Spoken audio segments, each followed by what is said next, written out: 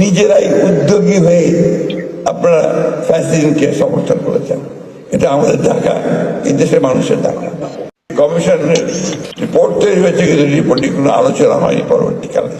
যাই হোক, আমরা আশা করি যে আমরা যদি আপনার সরকার পরিচালনার দায়িত্ব জনগণের মাধ্যমে পাই, তাহলে আমরা নিঃসন্দেহে এটাকে অগ্রাধিকার ভিত্তিতে আমরা দেখবো বলে আমরা বিশ্বাস করি। একটা কথা না বলেই পারছি না, সেটা হচ্ছে যে আপনাদের সাংবাদিকদের তো অনেকগুলো ইউনিয়ন আছে, বিএফইউজে, বিজেইউসি, আবার দুই দলের দুই ভাগ আছে, তিন ভাগ। তো নিজেরাই তো আপনারা দলীয় হয়ে যাচ্ছেন।